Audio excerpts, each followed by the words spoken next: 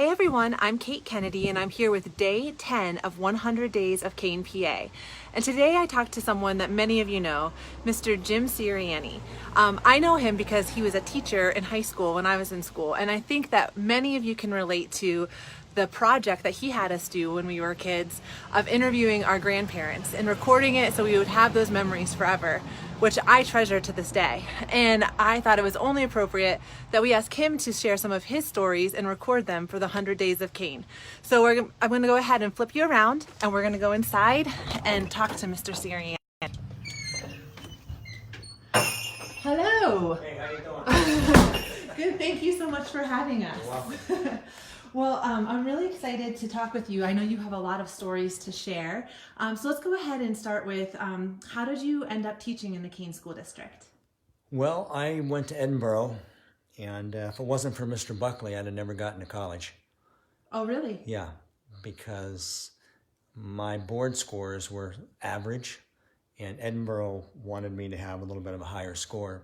And Mr. Buckley, my junior high principal and also my basketball coach, he made a phone call to the admissions, and that's how I got in. So I have to thank Mr. Buckley for that. Yes.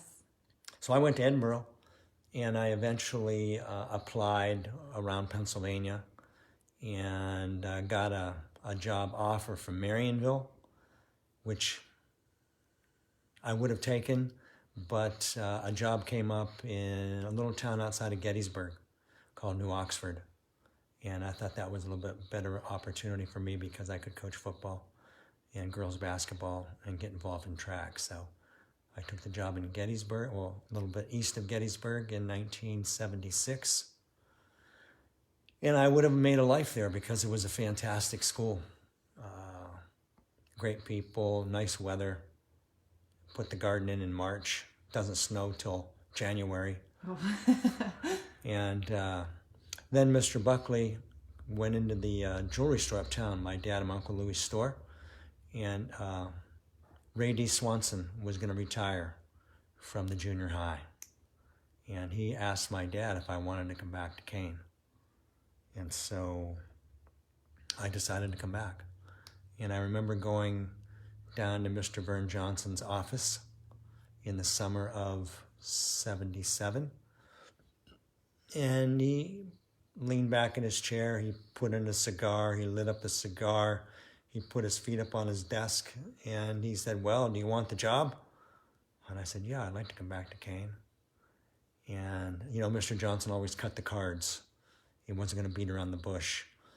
And he said, "Well, you got the job. But let me tell you, we don't want any lazy SOBs teaching in this district." And he didn't say SOB. And he knew I wasn't lazy, but he just, wanted to let me know where he was coming from.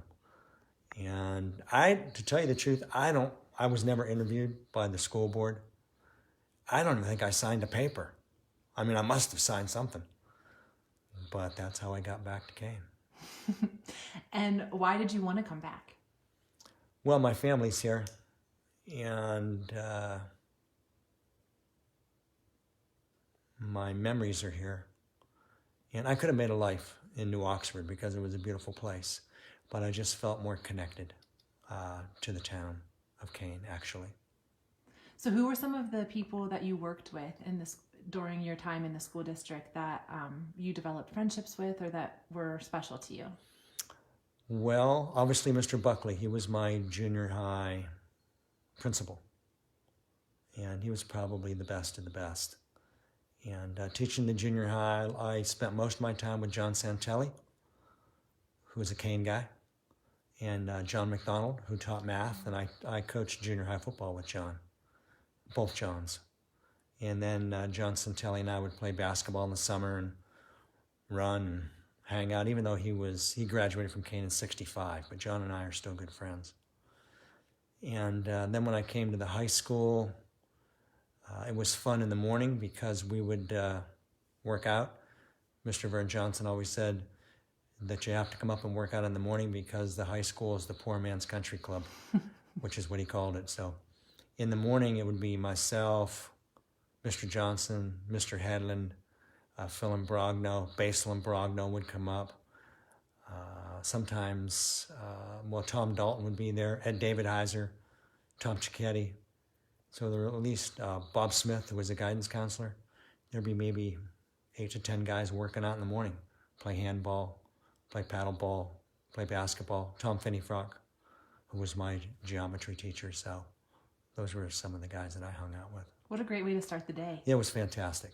You Yeah. know, you'd be up there early and then take a quick shower and go to school. That sounds like a great gig. It was. So how many years total were you at Kane High School? I was in Kane for 42. Well, at the high school. Or I guess school district. Yeah, for the school district, 42. And then I taught a total of 43. Okay. That's, I mean, you've had an impact on so many people through your years there. And you graduated from Kane High. Mm-hmm. So who were some of the teachers that you had that were influential to you? Well, the 3 most influential, I would say, would be Mrs. Heath, who taught me humanities. And she had the little room, 215 at the high school, but there were no desks in there. She had couches, lounge chairs, lava lamps, beads. It was like you were walking into somebody's parlor. And there was no textbook. We kept a journal.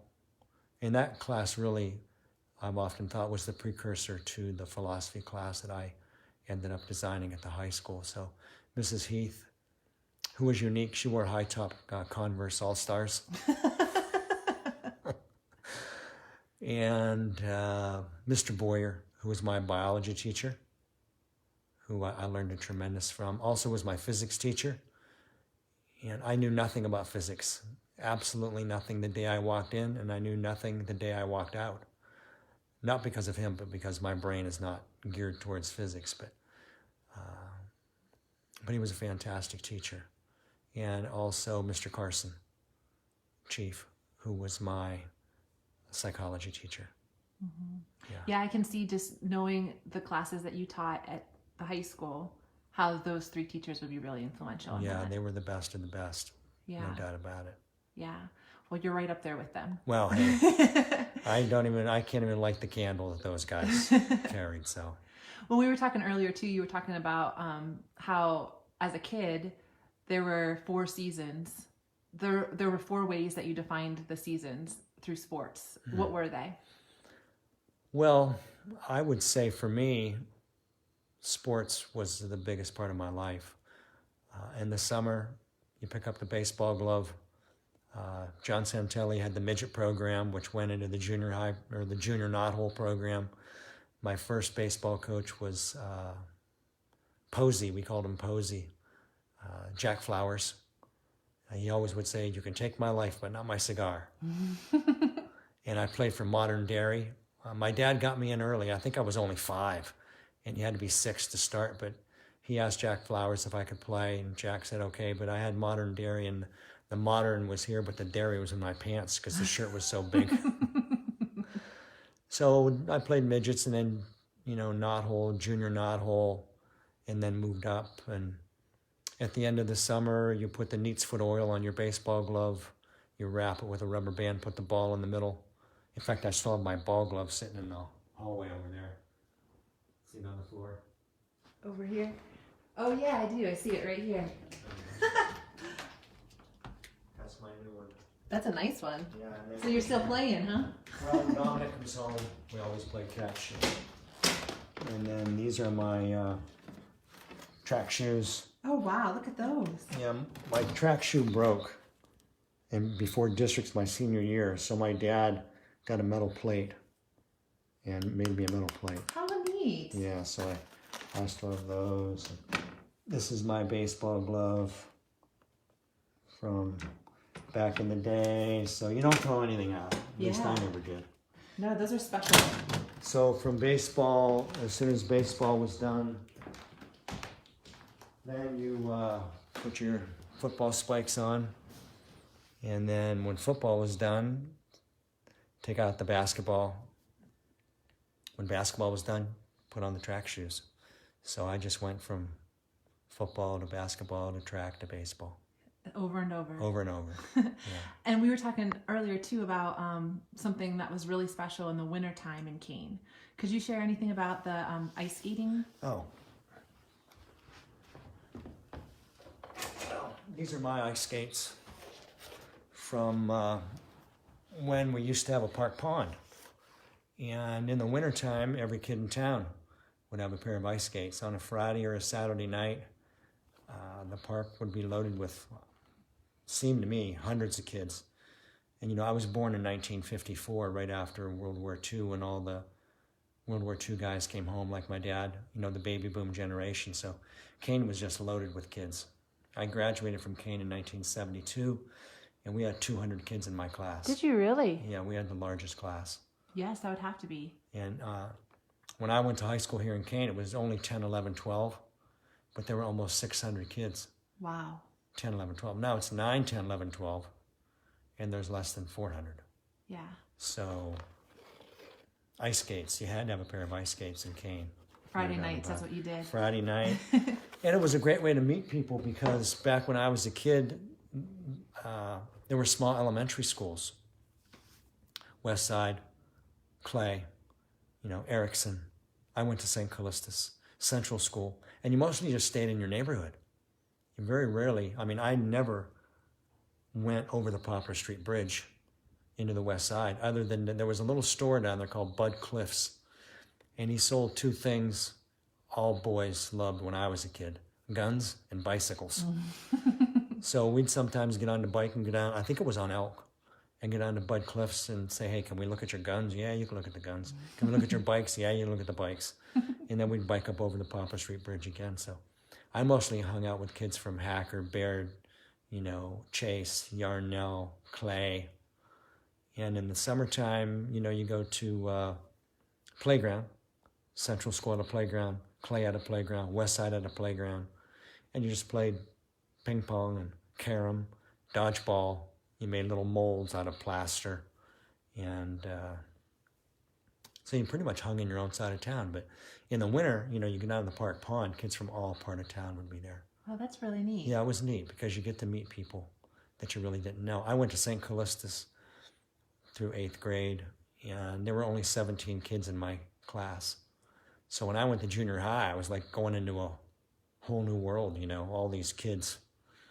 And all, I mean, being honest, in 9th grade when I went there, you know, 8 years of St. Callistus, all the girls were basically like your sister, you know. But it was a whole new world. When I went to 9th grade, junior high, it was just the place to be. Well, we were talking earlier, too, about your family, how they got here, about your dad. Do you have anything you'd like to share about your family? Well, all four of my grandparents came from Italy. And my dad's mom and dad were older. They came in the early 1900s. And my grandpa worked for the railroad.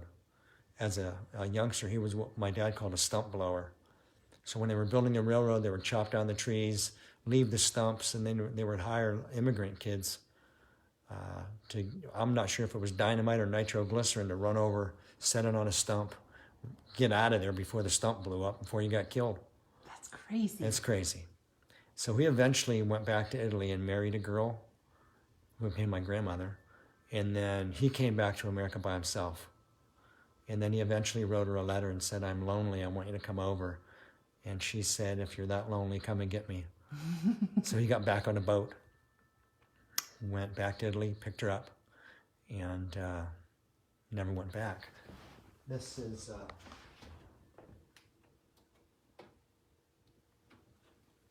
them on their 50th wedding anniversary. Oh, wow. This would be from the middle 1950s.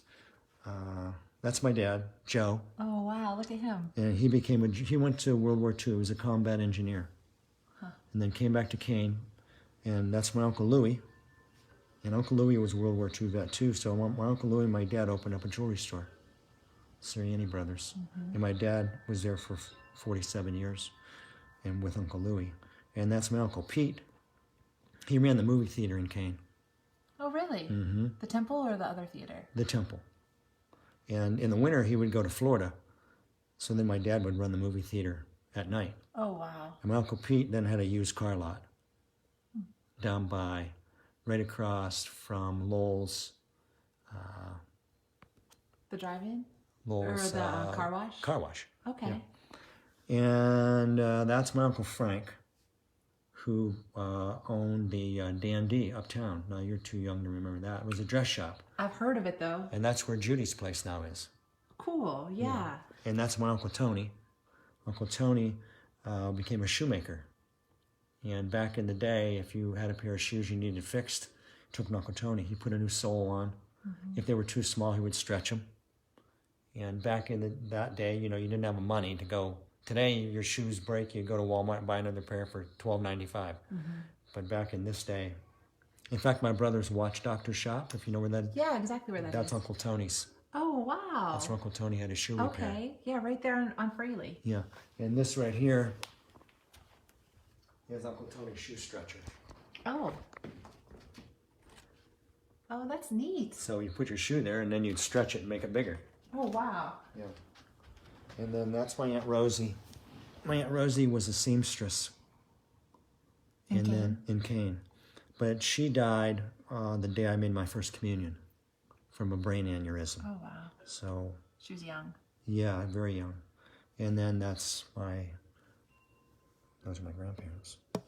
Her maiden name was Caliguri.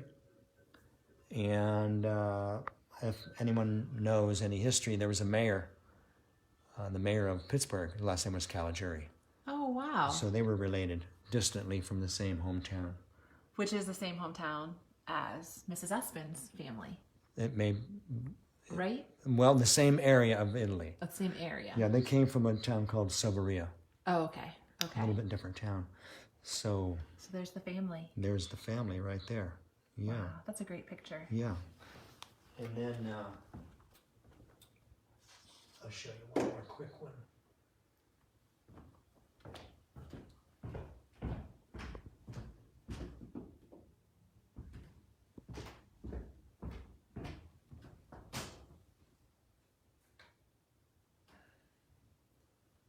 You have it all right here, All right. so you can see it all the time, which is really nice. Get the cobwebs off there. So these are my grandparents on my mom's side. That's my grandfather and my grandmother, Verrazzano. And they came from the same area of Italy, but a little bit of a different town. The town is called Altamont, which means high mountain. And then they had 6 kids too. Oh, wow. Aw.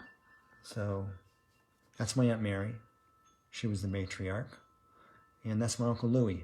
He became big in the insurance business. In fact, Uncle Louis is the one that started the all sports boosters. Oh, really? Yeah, back in 1958, 59.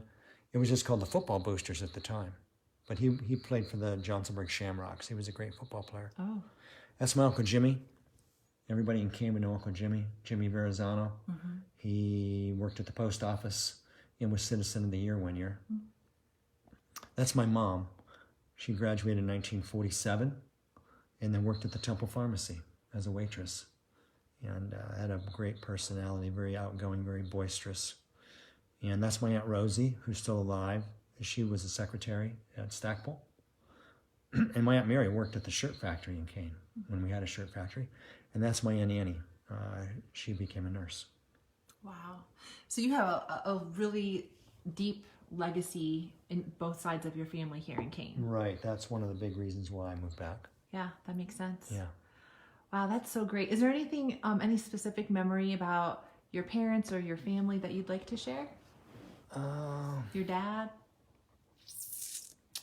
Well, I mean, when I was a kid, Kane was a great place. You could buy everything from a coffin to a nail. And there was no reason to leave Kane. Every little town had what you needed. You know, there was no internet, there was no Walmart. You shopped in Kane, you bought in Kane, you lived in Kane, you probably married a girl from Kane, you died in Kane. So, you know, when I was young, my dad went to work every day. He didn't know where I was or what I was doing. My mom was a homemaker.